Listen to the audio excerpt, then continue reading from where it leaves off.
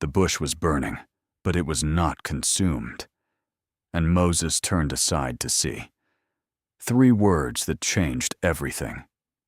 He turned aside. Covenant Chronicles, Exodus 1 through 6. A new book, a new hero, the same God. Joseph is dead. 400 years have passed. The Israelites are now enslaved in Egypt. There is a new Pharaoh who never knew Joseph. He sees a people multiplying faster than he can control. He's afraid of them, so he enslaves them even more harshly. And when that fails, he orders the midwives to kill the newborn sons. The midwives refuse. They fear God more than Pharaoh, and God blesses them. In a story about one of history's greatest miracles, it all begins with 2 women whose names we know, Shiphrah and Puah. Ordinary people, extraordinary courage, covenant obedience in the face of an empire. A Levite woman hides her son for 3 months. When she can no longer hide him, she places him in a basket and sets it on the river. His sister watches from a distance. Pharaoh's daughter finds the basket.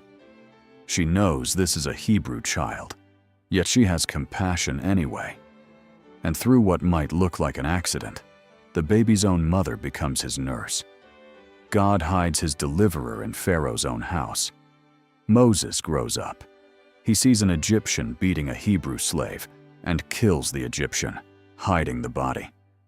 The next day, 2 Hebrews are fighting, and Moses intervenes. One says, "Who made thee a prince and a judge over us? Wilt thou kill me as thou killedst the Egyptian?" Moses is afraid. Pharaoh finds out, and Moses flees. He ends up in Midian, marries, and has children. 40 years pass. A shepherd in the wilderness. The prince of Egypt, now herding sheep. And maybe he thought, that's it. That was my chance. I ruined it. He is on the backside of the desert. Horeb, the mountain of God. A bush is on fire, but it does not burn up. And Moses turns aside. God calls him by name twice. "Moses! Moses!"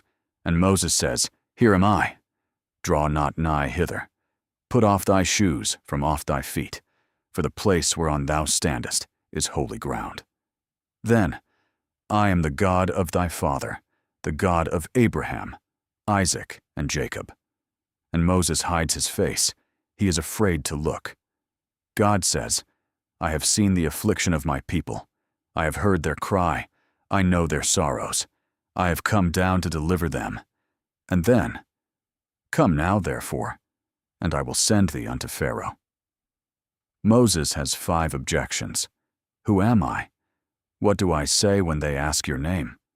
What if they don't believe me? I can't speak well. Send someone else.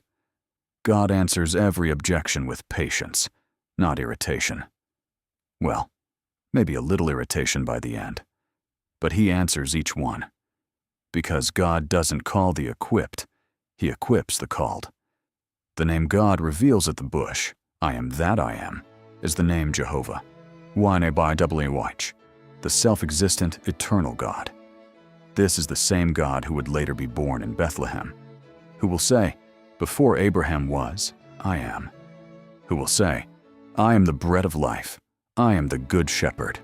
I am the resurrection." The burning bush is not just a moment in Exodus. It is a preview of everything to come. Number 1, read Exodus 3:1 through 15 this week.